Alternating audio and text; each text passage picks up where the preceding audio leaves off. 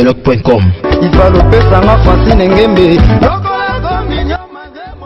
congodialogue.com. Moto ya liboso ouais abimisa ki idée ya dialogue ezali papa na biso Etienne Tshisekedi. Mais yango nazoloba toloba ke bo dribbler vieux. Toko dribbler par rapport à quoi? Yé moto a dribbler peuple. congodialogue.com. Edem Kodio na ouverture à travaux à lobby yango polele. À lobby I2PS na majorité basinyaki accord na hôtel Raphaël na Paris. Tshisekedi ayebisa biso accord ye na AMP basinyaki pour na dialogue basinyaki accord par rapport à nini? Ayebisa yango peuple. congodialogue.com. S'il y a la nouvelle énergie qu'il faudrait passer par-dessus, il y a combat, il y a papa na biso na toyebi oya sali pour na mboka bitumani na bondi pour asseoir démocratie quand même dans notre pays, to balayer yango du revers de la main quand même. Non, bitumba bondi pour la démocratie ezalaki yete. Ce qui est le Congo où ezanenge ezaleli Tshisekedi est responsable. congodialogue.com. Pour évoluer quand on a ordre dispersé bongo, ils ont un avantage la majorité alors que ce beau format qui bloque moko et puis vous trouvez la consensus entre bino na niveau opposition, il y a formé bloc à makasi. Pourquoi ça éparpillé pourquoi? Toza éparpillé te. Il y a des pros et des anti-dialogues. Non, il y a des pros, il y a des vrais pros et des faux vrais pros. Des faux. congodialogue.com. Francis Kalombo a défendu ses filles. Azagi constitué partie civile. Voilà. Pour que Dieu me soit condamné. Mais le long n'a qu'aucun mois mingi que Ndeko Francis Kalombo a tellement le bassin à Keba libérer Diomi. Et ça faute grave à déontologie. Aza avocat et wana. Je demanderai même à son bâtonnier de lui retirer la qualité. congodialogue.com. Mesdames, messieurs, chers amis internautes, bienvenue dans votre nouveau numéro de votre émission Quad 9, présentée par le maître Joe Matope, votre humble serviteur que je suis. Naïbi que Madame Francine Ngembe, notre autorité morale, a contredire que les lots actualités a dominé dans le dialogue politique où Sangisi Bongo, la majorité, l'opposition ainsi que la société civile. Mais également, marche qui est organisée par nos amis de l'opposition. Il y a le lundi le 19 septembre, n'a pas retombé dans Ngonyos. Et puis par rapport à ça, il y a à boire et à manger. Il y a un Toyambi Ponabino, monsieur Carmel Placide Kanza, il y a Zabongo, conseiller en matière de communication. Il y a CDE, parti cher à l'honorable Boussa, Jean-Lucien Boussa, Élie de Boudjala, parti d'opposition également, mais bon, on va partie prenante dans le dialogue. Ndero Placide Kanza, Mote. Mbote Ndeko Joe Matope, mbote pe na balandi nyonso bana poto, bana mokili mobimba oyo bondimi kolanda nga na moment oyo pona mwa masolo mukie na ba bureau, na ba palais, na ba wapi. D'entrée des jeunes de Placide Kanza, le dialogue auquel vous participez, Ezali par rapport à accord cadre et Addis Abeba, il y a ordonnance à président de la République. Non, merci pour la question. Je crois que question nous a malamu au sein que nous a apporté ma précision par rapport sur tout ça. Oui, par rapport à la confusion et à la bateau. Le dialogue auquel nous prenons part aujourd'hui n'a rien à voir de l'accord Addis Abeba, moins encore il y a ordonnance à chef de l'État. Dialogue au but de participer dans le dialogue, il y a résolution 2277. Yango et sali ke biso tondima tokota lelo masolo il y a dialogue parce que tolobi nous ne faisons pas de l'opposition radicale, nous sommes des opposants modérés, comprenez. Donc toko place ba mona ngeno eza pembe toko ba te eza noir ndenge bato musu bo sala biso tolobi place eza noir toloba ya noir, place eza pembe toloba ya pembe. S'il y a des choses à rectifier ou ya obongisa toko sala yango toko loba po ke no bato ba bongisa yango. Mais dire que les lots oyo tokoti dialogue, on a trahi les peuples. Moi je vais me poser une question. Tu trahis peuple par rapport à quoi? Tu trahis peuple été. Tokoti dialogue parce que tu as besoin les lots oyo peuple à se retrouver par rapport il y a ba oyo zalaki ba revendication na ye. Mais bande kwana mususu, je vais citer I2PS, il y a monsieur Etienne Tshisekedi. Ba kendaki bandizalaki d'accord na dialogue convoqué par le chef de l'État. Bango Banekoloba, il faut accord Addis Abeba. biso to bité dialogue na to okota yango te pour poser une question mais boboya ka dialogue liboso neni bondimi yango lelo. En tout cas au sa lecture na makanisi na. Voilà. To boya ka dialogue à liboso. Oyo Tshisekedi na batuni bandimaki. To boya ka yango pona nini? Dialogue wana président Kabila alobaki na kati alobi nini? Abengi dialogue wana poto solo la totale alolenge nini? Tokoki ko financer ba élection alors que tokoki ko solo la te na kati ya dialogue comment financer les élections parce qu'il y a des institutions pour ça. Le Parlement avait voté un budget pluriannuel depuis 2013. Si le lot 2016, il fallait la CENI à au moins na caisse na 1 milliard 250 millions de dollars pour financer les élections en décembre 2016 pour qu'il y ait passation de pouvoir entre président Kabila na Oyo Akokota. Président entrant. Oui, na président entrant. Cela n'a pas été fait. Tobino, trop content dans dialogue wanate. Deux, balobi pour sécuriser le processus électoral. Tobino, biso toko kendete na kati dialogue pour luka comment sécuriser le processus électoral. Parce que la sécurité relève de l'autorité de l'État. C'est dans les prérogatives de l'État, le ministère de l'Intérieur et Zawana, yango ne prendre en charge sécurité, il y a des acteurs, il y a tous l'opposition, il y a la majorité, c'est le ministère de l'Intérieur qui va nous assurer la sécurité pour que le processus est en malam. Alors, troisième point, Tolobi, Toboy dialogue wana pour nanine. Présidente de la commission Union africaine, Madame Kosazana Vladimir Zuma, na lettre où il nomaki Kodjo, Monsieur Kodjo, le facilitateur, ne faisait pas allusion au respect de la constitution de la RDC, moins encore à la résolution 2277. C'est pourquoi Biso Toboya qui dialogue wana. Et nous avons fait, comme des modérés, nous avons fait des propositions. En étant dans la dynamique de l'opposition. Bon, finalement, on ne va pas continuer à tout refuser. Tout ça, les propositions, bon, tu limites au dialogue, mais à condition que la communauté internationale appelle Sabiso un groupe de panel. Il y a un soutien, il y a un facilitateur pour na mécanisme sous ma bé, il peut pas être, il y a la neutralité ou bien aux la corrompu sur une. C'est ce qui a été fait. C'est un groupe de soutien. Le groupe de soutien, ils ont la différence mon côté dans panel. Parce qu'ils ont dans les attributions la même mission. Le panel, c'est un groupe de personnes dotées d'une expertise pour résoudre un problème. C'est la simple définition. Bon, et puis, il y a président qui commission, on a idée ou qui n'est pas honorable Jean-Lucien Boussa, moi, Mboka, et l'Ombe Mobali, ça qui proposition. Et puis, na niveau dynamique, baptisé qui commission au yémo président qui a un commun na Boussa, commission Boussa. Et il était chargé lui, il a reçonné l'ambassade pour na tambola pour expliquer bien fondé il y a proposition na ya panel. Et Ndi Mamaki lelo oyo ba pesi biso groupe de soutien. Tokoboya kokota dialogue pour nani ndeko Joma Topé. Tout ça, c'est une raison qu'il y a parce qu'il va passer ce groupe de soutien. Mais vous êtes quand même d'accord avec moi que Motoyeli Bosso, ouais, Abimisa qui idée à dialogue, ils allaient Papa Nabiso et Tchène Tshisekedi. Mais Yango Nazoloba. Toloba qui est dribblé vieux. Tu as dribblé par rapport à quoi? Yémou a dribblé le peuple. C'est vrai. Yémou a dribblé le peuple. Parce que, Bana Poto Bazolanda, tout tika koko sana. Tout tika koko sana. Edem Kodjo na ouverture à travaux à lobby en polele. À lobby, I2PS na majorité basignan qui accord na hôtel Raphaël na Paris. Tshisekedi d'ailleurs bisabiso accord yena AMP basignan qui pour na dialogue basignan qui accord par rapport à nini. Aye bisa yango peuple. Il aurait signé un accord de transition il a duré il y a 3 ans. Mais est-ce que l'accord a signé qui on a? Ils allaient quitter en violation de la Constitution et puis ils n'avaient pas trahi la confiance de ses pairs de l'opposition?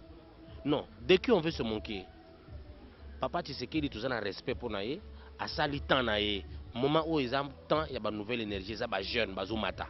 Atika temps, atika la bango ba mata. Mais néoplastie, Tolobaté quand même, s'il y a la nouvelle énergie qu'il faudrait passer par-dessus, il y a combat, il y a Papa Nabiso, il y a Sali pour Namboka, Bitumani Nabundi pour asseoir la démocratie quand même dans notre pays, to balayer en haut du revers de la main quand même. Non, non, Bitumba Bundi pour la démocratie, ça l'a guillette. Ceux qui le Congo, ils ont Tshisekedi est responsable. Par rapport à quoi? Makambo comme si on avait que la diaspora ba Hollande biso to kitana mo mutema mukene hebi que du côté de l'Afrique du Sud il y a on a biso diaspora baza makasi kuna. Là je vois ma consoeur Jenny Okassa la charmante à qui je présente mes condoléances les plus attristées à père de grande sœur Naye. Et puis du côté de Paris je vois Popol Bopassou Langa ainsi que Hugues Mbala Basco. Makamoza Minene Abandeko. Daniel Bumba Lubaki, le bulldozer na Dina Koudiva chargé des questions vestimentaires. Makambo est ça sérieux. De replacer. Continuez dans. Non, mais le combat n'est mené. Ce qui m'ont les aboisa pour naïe. Quand le maréchal Mobutu a dit à Etienne Tshisekedi, tout ça là, multipartisme, mais au moins il y a 4-5 partis politiques. M. Tshisekedi était catégorique, il a refusé. À Lingaki, le multipartisme intégral. Ça veut dire ayez 100 000 partis politiques et talimnanité, mutu na mutu, na idéologie na ye, na makamune n'engazosala. Mais pourquoi le loyer, papa Etienne Tshisekedi, respect na ye, azolinga biso ngisabiso na unitarisme et puis na mot d'ordre. Na mot d'ordre. Non, c'est de la dictature pure et simple. Ce n'est pas ça la démocratie pour laquelle il s'est battu. Wana a trahir même vision politique na yemoko. Parce qu'il y a zolo bakeno, il y a sali politique pour la démocratie et l'état de droit. Mais lorsque lui, il ne supporte pas de contradictions, à sa démocratie, il ne mérite pas. Ça veut dire combat yon soit salaki. Et ça n'a mai. Qui lui dit que c'est lui qui est la réponse, il y a problème à Congo? Qui lui dit que c'est lui qui est la solution au problème à Congo? Donc par là, on doit comprendre que opinion, il y a la plupart de nos amis de l'opposition au Bozan, il y a dialogue. C'est comme si nous avons le monopole, il y a une solution à problème.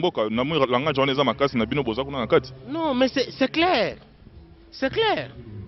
Ndeko Dio n'oza boye oza na une partie à solution pour un problème à Congo. Ngape nazanango bana poto penenge bazawana na diaspora nenge bazali bazo bunda pour na bien-être à Congo. Tout diaspora ça très fâché. Oui. Bandeko a diaspora nazo pesa bino mbote partout bozali parce que bitumba obo bundi et monani na miso. Ceux qui bino tende lelo o mboko neto mona mpengeza la bongote parce que bobundi et c'est vous qui faites à ce que bambongo e utaka poto yaka ezala ekota na ba famille collation o ote grand fratinda ikode et comme on te moi 10 chiffres 10 chiffres kotaki moi matanga kaka bino mutu bo contribuer en tout cas chapeau pour na otu bo sala pour na bandeko na bino o ba na kin mais loko mo na zolo bezani lelo oyo tomoni diabolisation koti makasi bandeko bazana opposition o ba koti dialogue. Ce ne sont pas de traîtres. C'est des patriotes, c'est des modérés. Battez-moi maïna masangana bango balobi bon. Mandat ya président maïna vino. Moi maïna vino. Mandat ya président Kabila est commis na souka.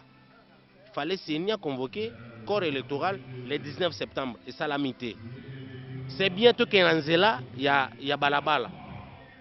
Mais faut pas tobo sana que le mandat du président Kabila court jusqu'au 19 décembre à minuit. Tout acte qui peut est qualifié par rapport à la constitution nabiso na loi de la République comme haute trahison. Parce que là, on a un mandat légal et légitime. Là, la légitimité, la légalité d'exercer pleinement ses fonctions de président de la République. Cela ne nous empêche pas de voir après son mandat légitime.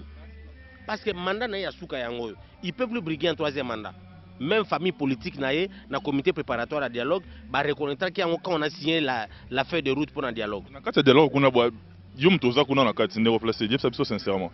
Est-ce que la majorité est quand même conscient que le président de la République, M. Joseph Kabila, a coquille se représenter pour un troisième mandat? Non, mais ils sont conscients. Parce que ils ont signé la feuille de route. Bozoyoka bande on a biso bozola na biso na partout dans le monde. Bozoyoka landa bolanda malamu. Bande kwa majorité bandima qui ont banda na comité préparatoire. Ils ont reconnu qu'il n'est pas question d'accorder un troisième mandat au président Kabila parce que la constitution ils permettre yango le sous-souté. Ndetoke dialogue. Na kata dialogue bolandaki erba makambo salami na ndinga mobulu. Tolobi non biso ceux qui ont priorité dans l'organisation de l'élection, on a continuer le dialogue. On a stoppé. Il y a une suspension. Il manque une suspension et nous avons obtenu, pour l'information, on a bien besoin d'information, d'obtenir organisation par rapport à la séquence. Bango balinga qui tout dans l'élection locale, bango balobi non, il faut amener la démocratie à la base. Tobi non, on ne peut pas créer ou résoudre le problème avec le même mode de problème. Nous devons commencer d'abord par... Les mêmes causes produisent les mêmes effets. Ça veut dire que la Constitution a un calendrier prévu pour les présidentielles. On a dit le mandat est s'il est déjà et 90 jours avant, la CENI doit convoquer le corps électoral. C'est clair dans la Constitution. Oui, tout à fait. Alors, le coup là déjà c'est Silaki. A bengi angote. Biso to lobi bon. Tokoki kondima. To sali concession to lobi bon. Il faut revoir les fichiers pour nous prendre en charge les nouveaux majeurs na ba diaspora. Bango il faut pas s'enrôler, basa na droit légitime et civique. Il y a que voter mokonzi mboka na bango na ba député na bango. C'est un droit. Et ndem bitumba to bunaki na yango ba pesi biso ba biloko na bango ba calendrier, tout ce qu'ils peuvent dire. Les experts ont défilé ba lobo tout ba loba. Mais tout ce que moi je peux dire à l'intention de nos amis au bazola na biso na moment o ezake il fallait to ba na élection locale. Mais il faut une élection présidentielle couplée à l'élection, il y a des députés nationaux, il y a des députés provinciaux. Il y a des locaux, ceux qui sont bons. Mais et là, comme il fallait que ça dialogue. Il y a un accord politique. Tout le monde, un accord politique, on a signé un accord politique du moment où tous un calendrier détaillé jour, il y a dépôt de candidature, il y a un candidat président. Jour, il y a convocation et élection. Dans Mukolo, il y a passation, donc remise et reprise. Ces trois éléments-là, ceux qui sont en côté, tu as aussi un accord politique. Et puis, tu remontes en tête, si tu as dans la cité de l'Union africaine, pour sans que tu aies un calendrier consensuel. Parce que la résolution 2277, le baki, tu as un dialogue pour organiser l'élection présidentielle et avoir un calendrier consensuel. Mais nous avons constaté dans les chefs de la majorité qu'il y avait de velléités où bazolinga basa la pas créer babiloko oyo et aux alabienté. Alors biso peut tout fongoli miso tout la bango. Tu bisi bango to ko signer et loko anate tant que CENI a pesi biso calendrier détaillé. La CENI dit non, il faut lever les options politiques et moi je vais donner des indications. Non, nous on n'a pas besoin des indications. Nous, on a besoin d'un calendrier détaillé. Paix à son âme, le feu Abbé Maloumalou, a fait ça un calendrier global. Il y avait l'élection. Il n'y avait pas tout ça. Après ça, un calendrier global. Oh, les lois, ils ont battu en brèche. Mais moi, je crois que le dialogue, comme il faut diaboliser. Pour Nanine, IDPS, rassemblement na banane. Bamoni, bazalaki na, et l'oko moko balingi ba prendre en otage les peuples. Bazolo ba vérité. Il fallait balo ba vérité. Ça peuple vérité que tala ndenge za na ezabo mais lokola ba monique et lo même bali mona mboka busa na Vital Kamerhe banani nyonso wana vous êtes considérés comme des traîtres, vous êtes conscient. Considéré biso lokola ba traître mais to trahir nani, trahir idéologie. Idéologie nani toza ba membre ya UDPS ni à rassemblement. Mais oui que question moi il est à l'esprit de vos Placide. Au moins que du côté de l'opposition congolaise, ceux qui vont évoluer quand on a ordre dispersé, ils ont un avantage à la majorité, alors que ce format qui bloque Moko et puis vous trouvez la consensus entre bien niveau opposition, il est formé bloc à Makassi. Pourquoi ça éparpillé? Pourquoi? Tout ça éparpillé. Il y a des pros et des anti-dialogues. Non, il y a des pros, il y a des vrais pros et des faux vrais pros. Des faux.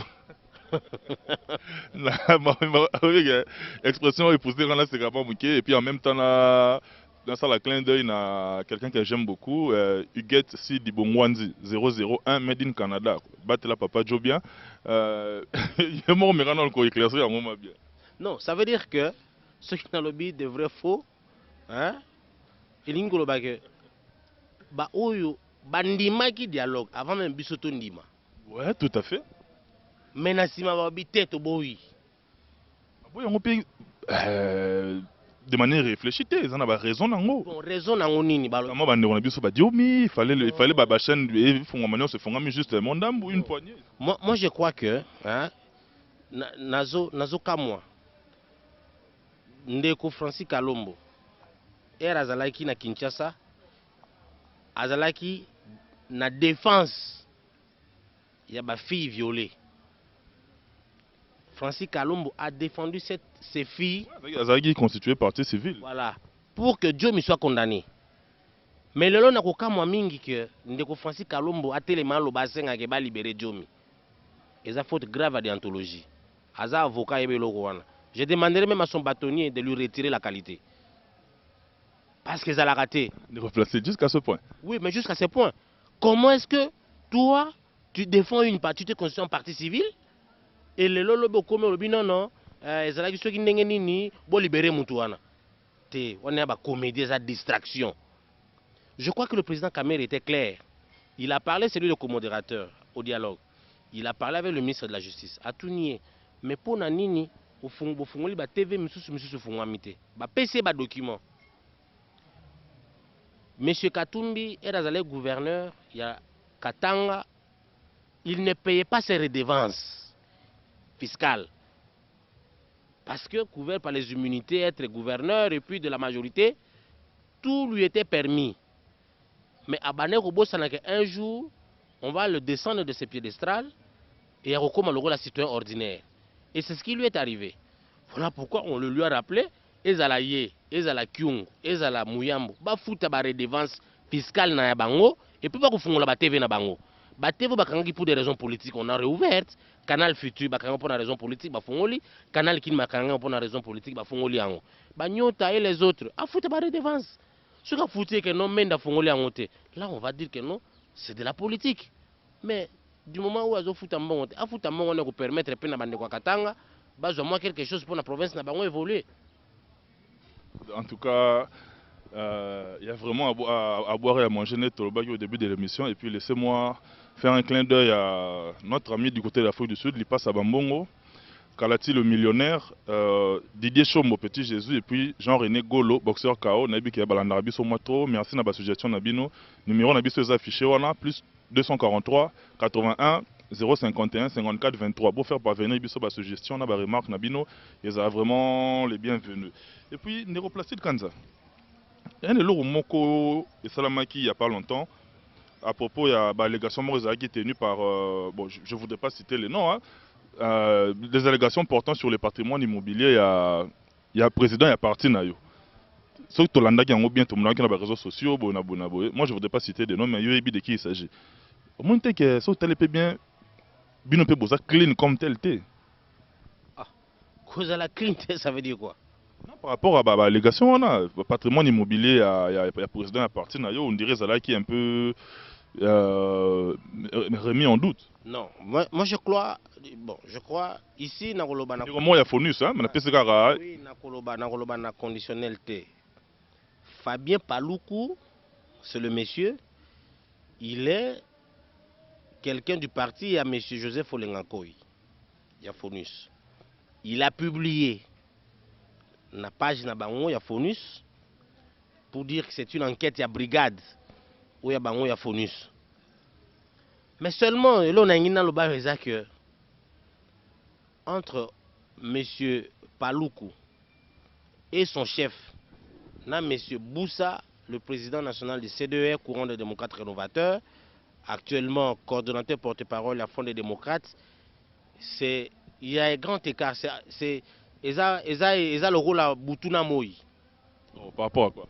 Par rapport à que Boussa a été aux affaires au jeune âge. Il n'avait qu'à peine 25 ans.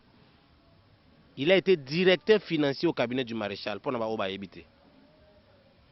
Directeur financier au cabinet du maréchal. On va vérifier. Il faut vérifier. Il faut vérifier. Directeur financier au cabinet du maréchal Mobutu à 25 ans. M. Jean-Lucien Boussa était cadre à la SNEL. La direction et la taxation. Analyse, tarif, il a été là, directeur. Et tous ces patrimoines immobiliers au Azanango, il les a eu avant même qu'ils ne deviennent députés. Avant même qu'il ne devienne député. C'est un monsieur humble. humble, il parle pas bien. Quand je dis parle pas bien, ça veut dire que malamuté mais alobelara bozuna été. Bozuna ezaye à moi si nena banana. Naturellement modeste, si on peut. Modeste. Mais quand vous arrivez chez lui, vous sentez que c'est monsieur, c'est un monsieur. Abeta alisolo a carte. Au moins on tambolani na moi car moi dimi abeta alisolo na ngote. Akele laté. A sali parti politique, ils ont opposition, mais je vous informe que c'est le troisième parti opposition d'avoir aligné autant de candidats députés aux élections provinciales. Il a payé la caution. Boussa makamanda kwa lobate. Ana banda kwa na appartement, c'est normal. Papa yo si on a 25 ans, tu es organisé aux ana mapangute. Mais on a apporté une allégation, mais si il a fait avec quelle intention? Non, mais c'est l'intention de nuire. L'intention de nuire plus que Batindie. C'est monsieur Fabien Batindie. Batindie. Oui, mais il y a des gens, il y a des marionnettes, il y a des gens qu'on utilise. Moi, tel que je suis là, on ne peut pas mettre dans ma bouche quelque chose à dire à quelqu'un. De nature, je suis clair, je suis d'accord, je le fais, je ne suis pas d'accord, je dis non. On ne va pas me prendre pour ça, c'est ça la démocratie. Alors quand on est là, au côté je suis désolé. Et ces messieurs, je crois, bon, a été pour moi, ceux qui même battent internet, na page Facebook, c'était un débat de bas étage. C'est un débat de bas étage. Et je crois que, au vu de ma solo, tous les lozomona, bino batu bobi que boza opposition, bolingi bien-être à peuple. Mais botindi bana batu na balabala bakufi. On a été chuté par là. Moi analyse na yo parce que toi na Kinshasa, biso to vivre en haut. Au Bolanda biso libanda, biso toza sur place sur le terrain to vivre en haut. Na ba ndeko misusu Trésor Tambo Mopasa R13, Alex Ngongo, Toms Matope, le vieux Dodi Lunga, toza sur place to vivre en haut. Moi analyse na yo na moi bilan.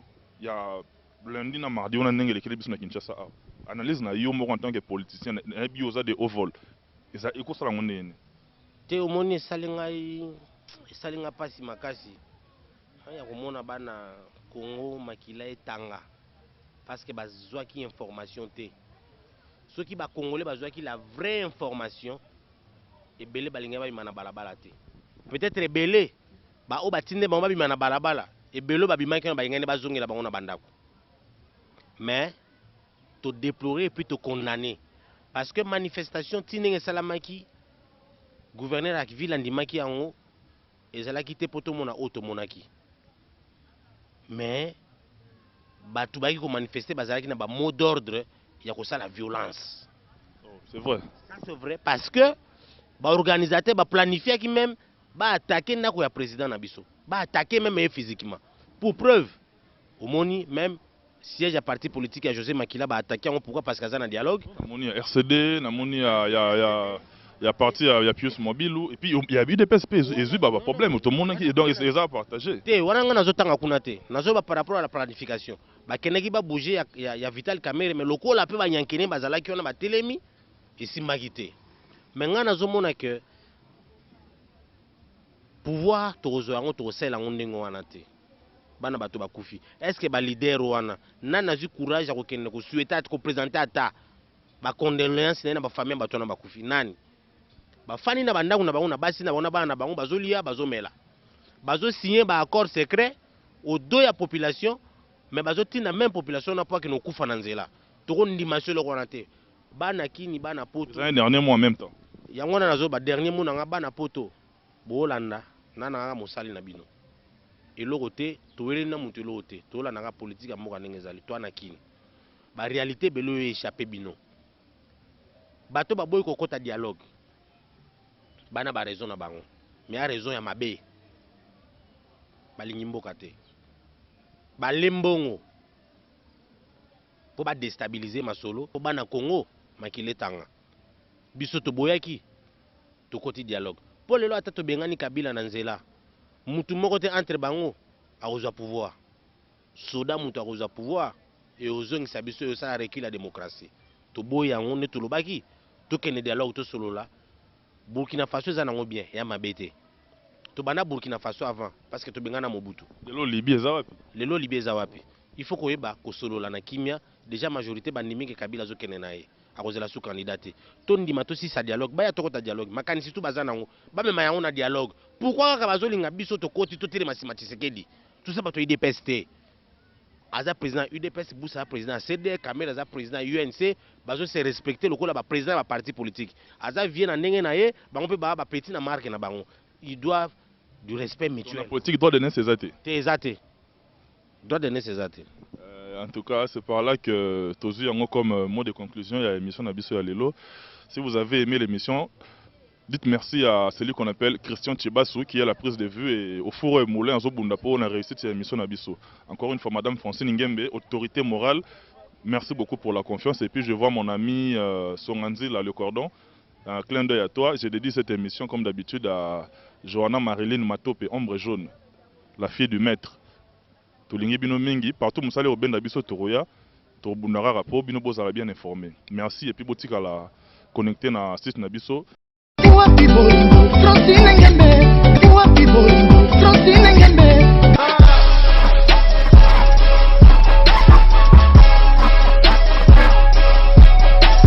congodialogue.com congodialogue.com